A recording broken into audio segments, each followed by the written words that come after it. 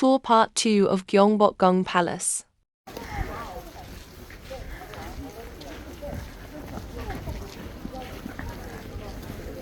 Well, apparently they really knew how to party.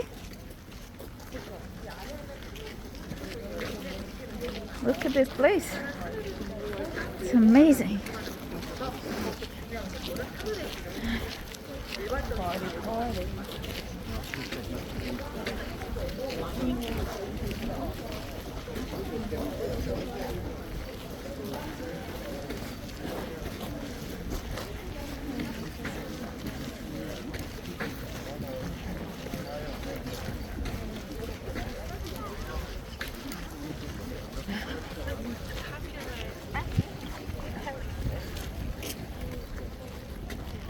Okay.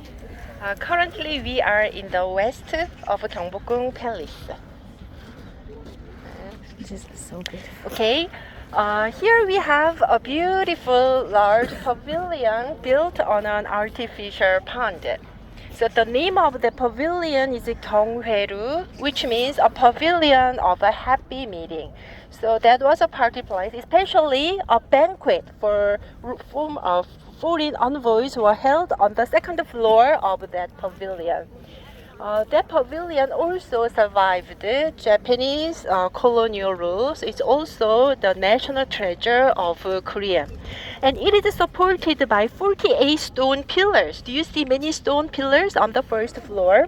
And if you look closely, you will see that outside the pillars are squares, but the inside pillars are round, circulars. That reflected the old conception that the sky was round and the earth was square. It's also an example of a balance of yin and yang reflected on this pavilion, and it also displays Confucian ideology, that is, nation should be orderly outside and harmonious inside. So that pavilion is not only beautiful but also meaningful. So currently you are looking at the outer appearance of the pavilion. Let me show you the inside photo. So here it is. So on the second floor, the king could admire the surrounding nature like the sky, mountains, trees, water, another architecture of this palace. So it's like a nature seen through a different lens. It looks like a work of nature through another frame. Korean traditional architectures emphasize the harmony with the surrounding nature, which you can clearly observe here. Generally, the party is held in the evening when the sun goes down. So that's why this party place is located in the west. And in front of this pavilion, there is a large yard over there, and there are many trees. But in the 19th century, when Gyeongbokgung was rebuilt, that part, it was filled with lots of palace government buildings. But in the Japanese colonial rule, in the year 1915, an exhibition was held in this palace. So to make a space for an exhibition, many government palace buildings were removed, except for that building over there. So the only government office building that remains, it was used as a Royal Research Institute at the beginning of the Joseon Dynasty. And this building is notable for Koreans as a place where Korean alphabet, Hangul, was created by King Sejong the Great in the 15th century. Do you remember the king in the 10,000 Korean won bill? He created the Korean alphabet for the benefit of common people. So before Korean alphabet was created, we borrowed Chinese character, but each Chinese character has a meaning. So to master all of the letters, it takes a lot of time. So most of the commoners could not express themselves in writing. So that's why easy scientific writing system, right, for Korean language was created by King Sejong the Great in the 15th century. There is a book, Hangul Korean alphabet manuscript. And the book explains the principle and purpose of a Korean alphabet as well as how to use them. And it says if you are a wise person, you can learn Korean alphabet in 1 day. Even if you are a fool, you can learn Korean alphabet in 10 days because it consists of 14 consonants and 10 vowels. So by learning 24 letters, at least you can read and write the letter. Even though you do not know the meaning of the letter, at least you can read and write. So there is a special day for Korean alphabet, and it is a national holiday. The October 9th is Korean Alphabet Day, and it is a national holiday. Okay, so far it was the chapter 1 of my tour. We still have 2 chapters left. So from now on, the buildings that you will see is not the original building in the Joseon Dynasty. They are reconstructions. But if you still want to are interested in my tour, you can follow me to the chapter 2 and the chapter 3 of my tour. That will be the residential area for royal family members. So let's go this way.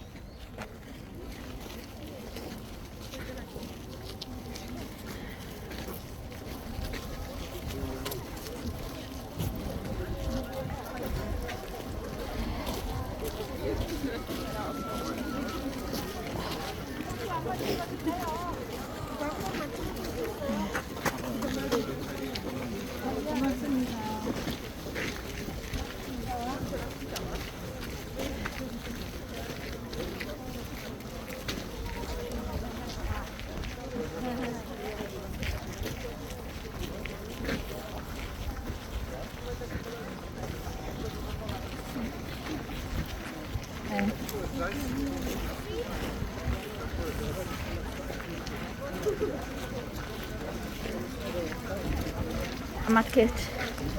Okay. Market. Aldia market.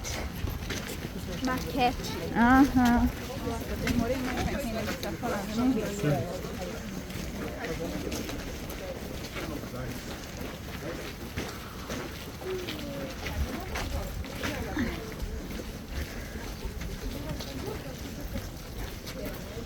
Uh-huh.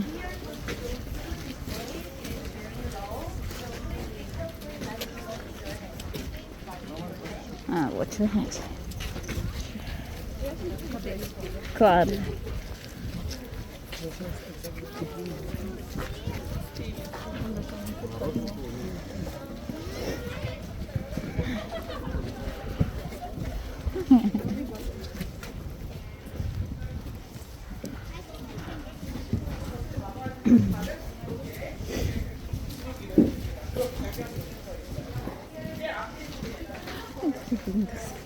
So beautiful.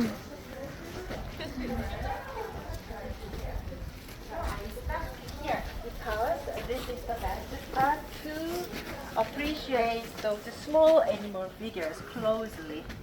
This is the best spot to look at those characters closely. And the number of the characters is different from building to building. You can find the small animal figures on the sloping roof ridge of Gyeongharu Pavilion. That building has the largest number of small animal figures. The first character is a Buddhist monk, a monkey, pig, sea monster, and etc. And if you look around the palace building, you will see that it is decorated with a colorful painting. So this colorful painting was not allowed to commoners. It was only possible in palace buildings and Buddhist temples. And it is covered with net. Do you see this net? This net is to prevent birds from perching and building nests. Korean traditional architectures are made of wood, so it's perfect for birds to make a nest. So to prevent birds, they made this net. And the name of this net in Korean is very much similar to the name of a historical president of the United States. Can you guess who? It's not Trump. It's not Biden. Can you think of the president before the Obama? Kennedy? Bush. Bush, yes. We call this net Bush. Korean name for this net is Bush. Let's go to the king's main bedroom.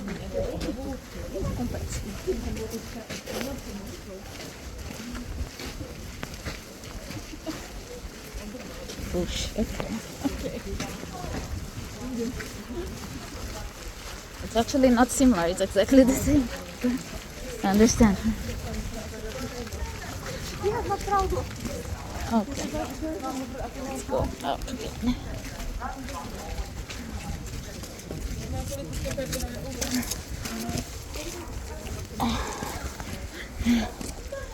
Okay.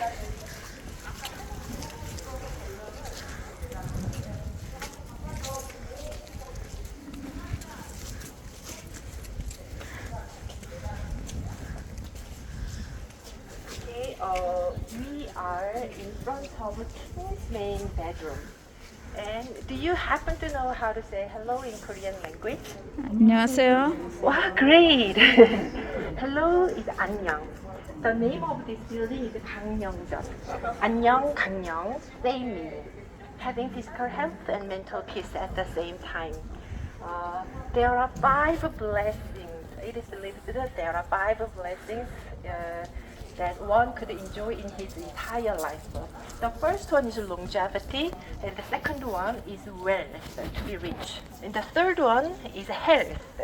And the fourth one is love for virtue. And the final one is peaceful death at one's home. And among these 5 blessings, the third one, health, is regarded as the most important virtue. So that's why the wish for king's health is included in the name of this building. In the Joseon dynasty, the king didn't have a clear boundary between his private life and official life. But that gate officially marks that boundary. So after he finished his work in his daily working office, he moved here for the relaxation. And this building has a stone platform. We are standing on the stone platform. When there was a small-scale party for royal family members, musicians used to play musical instruments on this platform. And this building, Gyeongbokgung, it is a prime example of a traditional Korean house known as Hanok. Korea has 4 distinctive seasons. In summer, it's very, very hot. And in winter, it's very, very cold. So this house had to be prepared for both the heating and cooling at the same time. So in the middle, there is a wide wooden floor. You see this wide wooden floor? And you see these doors? These doors could be folded and hanged up, suspended like that. So the wide wooden floor and hanged up door, they help keep it cooler during summer seasons. When the door is open in the back, this wide wooden floor becomes the passageway for wind. So it's very cool. And in winter, Korea is really, really cold. When it is really cold, the temperature goes down minus 20 degrees Celsius. And when it's really, really cold, the tour is cancelled. But today is not that cold. And the left rooms and right rooms are equipped with underfloor heating system, which is unique to Korean house. It has to have a furnace and chimneys. So I'm going to take you the furnace of this building, and I'm going to tell you about the underfloor heating system. So we are going to go downstairs, so please be careful.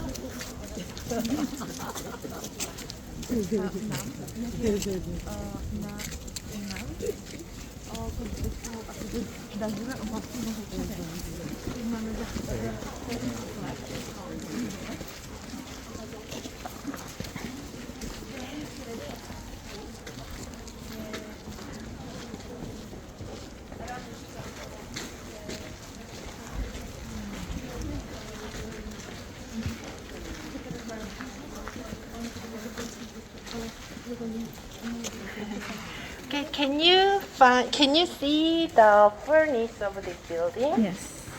Yes. In this side, there are 1, 2, 3, 4 furnaces, and they are black doors, and all of them are locked. Usually, the wood is used for heating, but in palace, to minimize the smoke, charcoal is used. For your better understanding, I prepared for this picture. This is undor in Korean language. Undor, it literally means hot stones. So under the room floor, there is a layer of stones, which is supposed to be heated. And this is a furnace. The fire, the heat is transferred through this passage and comes out through chimneys. So if the stones are heated, the floor gets warm and the air in the room gets warm too, because warm air moves upward. So in winter, the floor becomes the warmest part. So still some Koreans like to sleep on the floor with a blanket instead of using a bed. So we need to keep clean on the floor. So that's why Koreans take off shoes before entering the house. We do not wear shoes inside the house. This is a traditional ondol, and this is modern style ondol. But still, core idea of ondol is used in this system, because instead of stones, there is a long metal curved pipe which is filled with water, and people can control the temperature by using thermostat, which regulates the temperature of the water. But I was told that the person who invented this style ondol is the United States, the person from the United States. But most of Koreans live in this system. So there is still some traditional Korean restaurants that you have to take off shoes before entering, and some elementary school students in Korea, they take off their shoes before entering the classroom. So we looked at the furnace of this building, and there should be chimney of this building. So now let's find the chimney of this building. This way, please.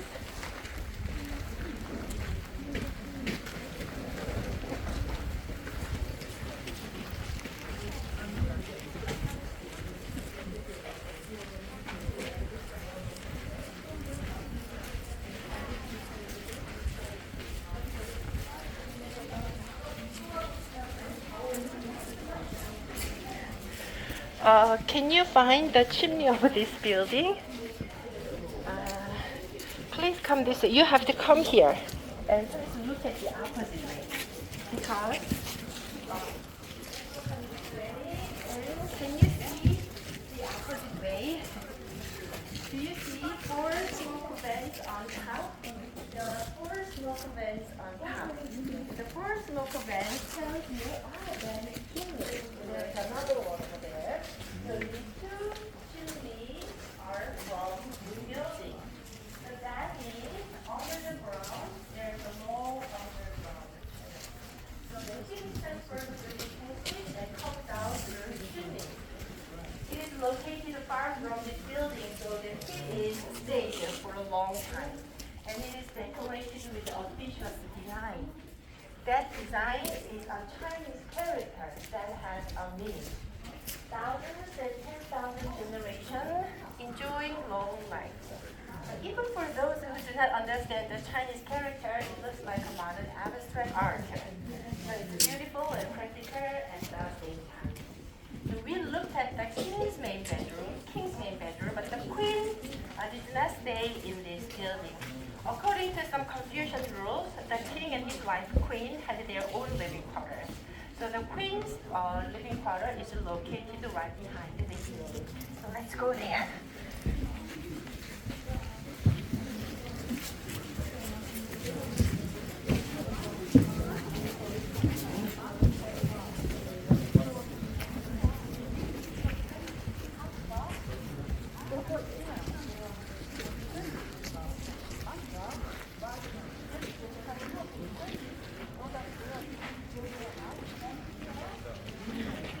We are in front of Queen's main bedroom, and in front of this building, do you see that King's Lane?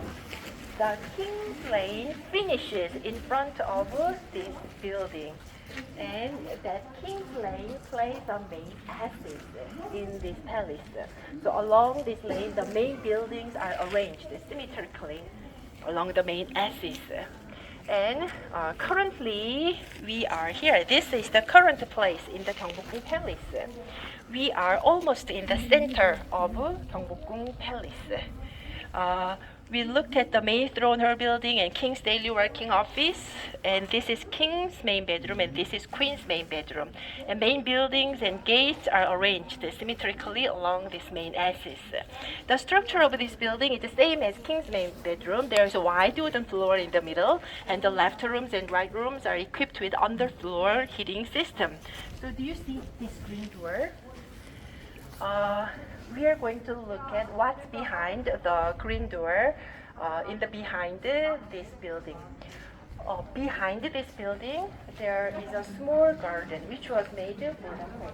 Because in the Joseon dynasty, once a queen entered to the palace as a queen, she rarely went outside the palace. Even if her mother, her father passed away, she could not go outside the palace. So for the queen who had to stay here for her rest of her life, a small garden was made for the queen behind her main bedroom. So let's go there. This way.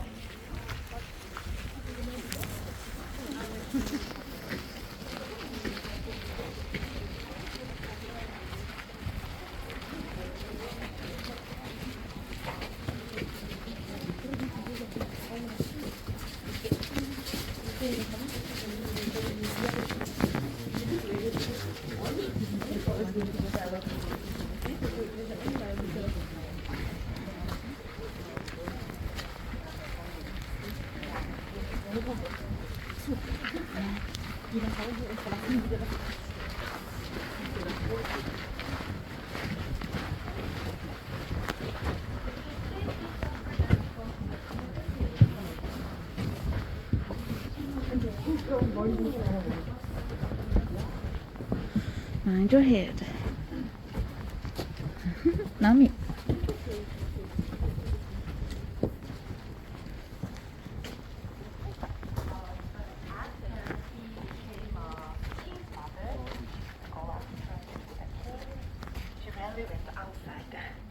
So, do you remember the green door? This is behind the green door. There are four niches behind the green door.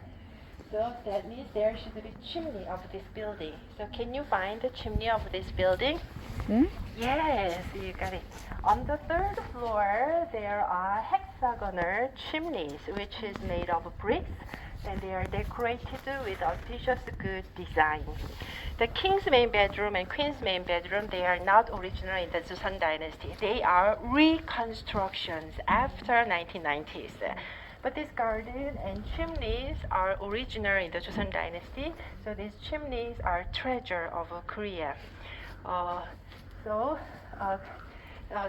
Since we are in the queen's part, let me briefly tell you about the queen of Joseon dynasty.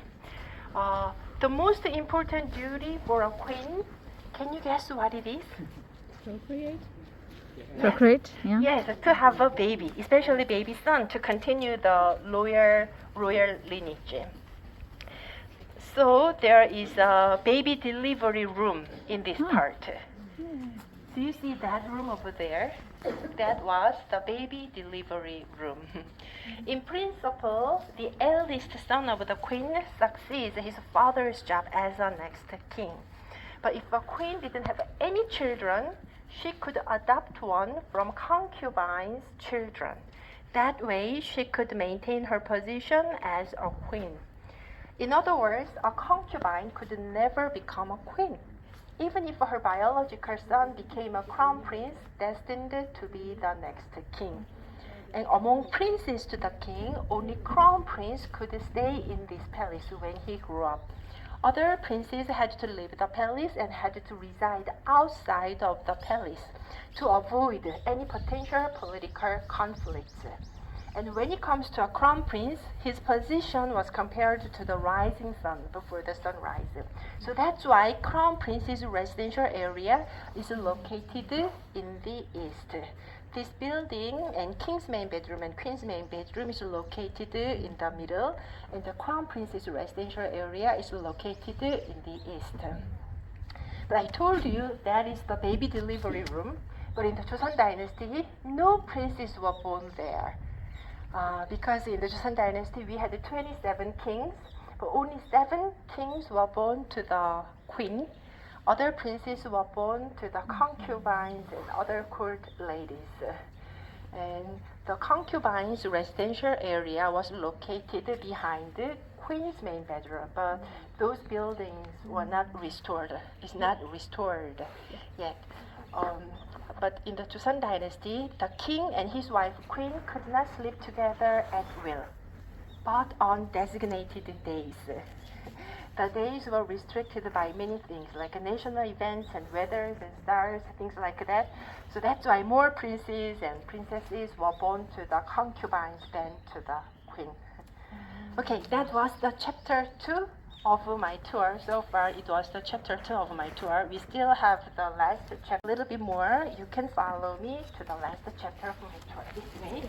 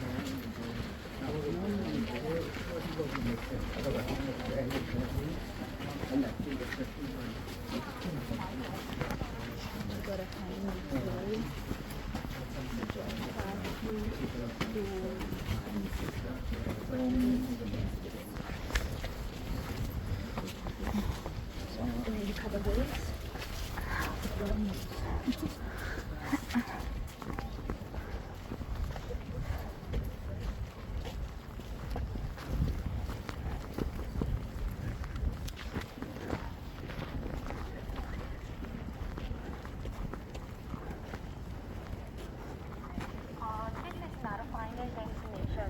We have to walk a little bit more. I stopped here to tell you the location of Gyeongbokgung Palace in the capital of Joseon Dynasty. But there is a north mountain over there, and that is the west mountain. And in the south, there is a south mountain, but you cannot see the south mountain because of skyscrapers. But you can see the Seoul Tower.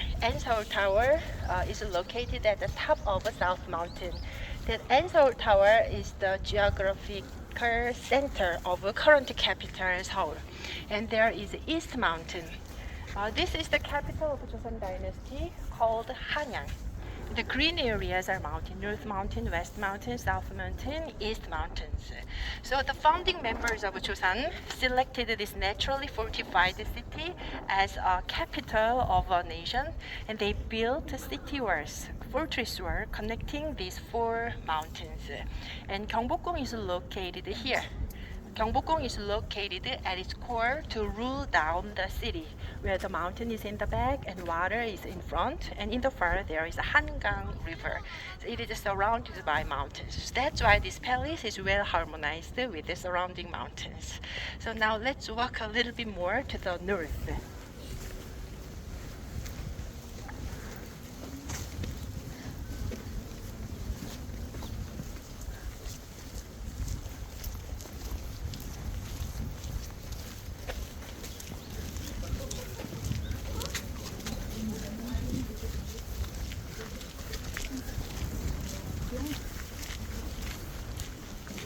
So beautiful.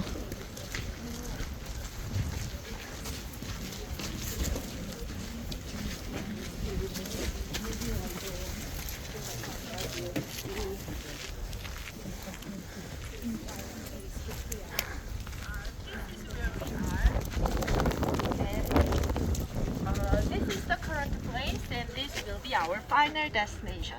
So from here to the final destination, you have to walk a lot. It will take about 1 minute. So let's go this way.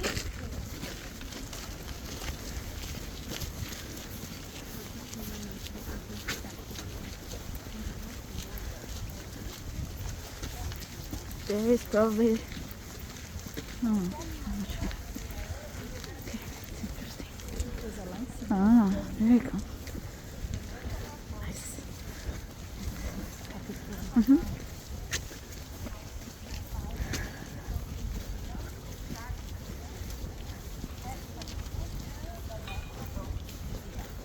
Once you go out, no re-entry. So after you look around this palace, if you want, you can stop by the museum. It's free of charge.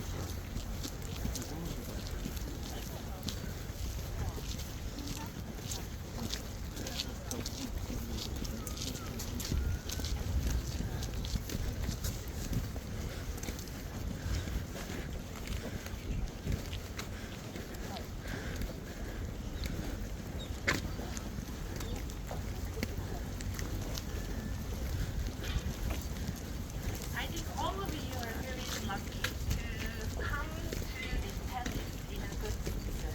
It's not that cold, it's not that hot. The I agree. spring is just around the corner. You came here and during peak season, Gyeongbokgung is crowded with lots of people.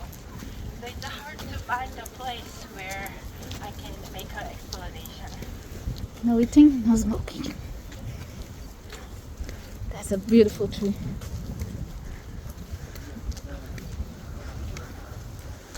Beautiful place.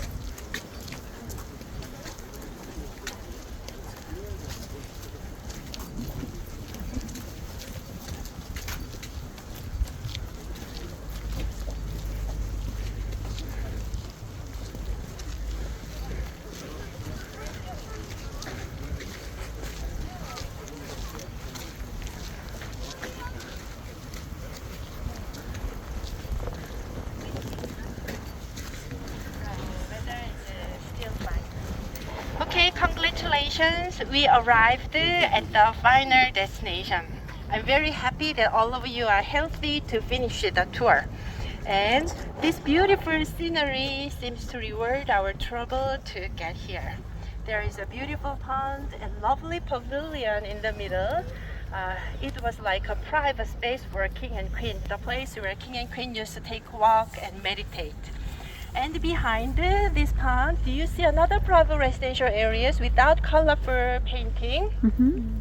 That residential area, as I told you at the beginning of the tour, it is known as a very tragic site for Koreans because the second last queen was murdered there by assassins hired by Japan.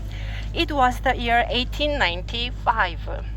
In the late 19th century, in the late Joseon period, Korea was going through astonishing amount of changes with the arrival of the West and expansion of imperialism. If you look at the map of Korean Peninsula, you will see that Korea shares the land borders with China and Russia and very close to Japan. So that makes Korea geopolitically is really, really important but vulnerable. So when our national power was weak, Korea was cut in the middle of a power struggles between a nation around the world. A war happened under Korea known as the First Sino-Japanese War, which broke out in 1894. In the war, Japan defeated China. And after the war, Japan, they started to intervene a lot of Korean politics. At that time, the Queen of Joseon, she was a good political partner of a king. And she recognized Japan's intention to observe Korea. So she tried to use all her international connection, especially with Russia. At that time, Russia was big enemy against Japan. There is a saying that the enemy of my enemy is my friend. So the queen made an alliance with Russia to counter Japan. So from Japan's perspective, the queen was a significant obstacle to annexation of Korea. So that's why they masterminded the murder of the queen, and they called this secret plan Operation Fox Hunt. So they invaded this palace late at night, and the queen was murdered there, and they burned her dead body and threw away ashes in this pond. And after a queen was murdered, the king couldn't do anything in this palace.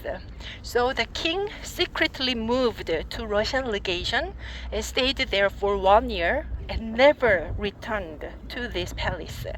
That was the last as a royal residence. Instead of returning to this palace, the king moved to another palace called Gyeongbokgung Palace.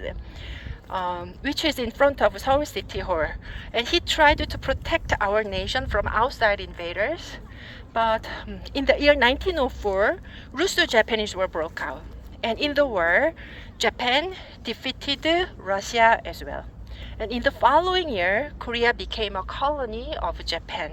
And that was the first building to be destroyed to hide any evidence of their crime. And Japanese government building was built here later, and 90% of palace buildings was removed. And another dark chapter in Korean history is Korean War. After Korea was liberalized from Japan, Korean War broke out, and after 3 years of war, Korea was one of the poorest countries in the world. This is Gyeongbokgung Palace right after the Korean War. This is a Japanese government building, and there are many empty yards and few buildings are left. But it was not that long years ago because we still have a generation who experienced Korean War firsthand. They are in their 80s and in their 90s. They marvel at the transformation of Korea over the past 70 years because Korea rebounded from this hardship and achieved fast economic developments. So with this economic growth, the restoration project of Gyeongbokgung began in the 1990s. Currently 30% was restored and the restoration project is still going on. Even though most of palace buildings are not original in the Joseon dynasty, they are reconstructions after 1990s. But Gyeongbokgung still remains a representative palace of Korea, so many Koreans have a strong attachment to this palace. So from the beginning of the Joseon dynasty to the present day, we've explored the highs and lows of this palace with a long history.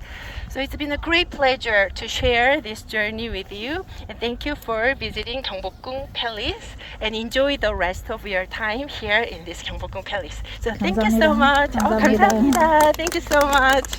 Yes, thank you so much. Have a great time. Wow. Okay, so now we're going home. We're going back to the hotel, and this is the exit. I want to show you guys the ceiling because it's beautiful. I think it's different that way and this way, so I'll show you both.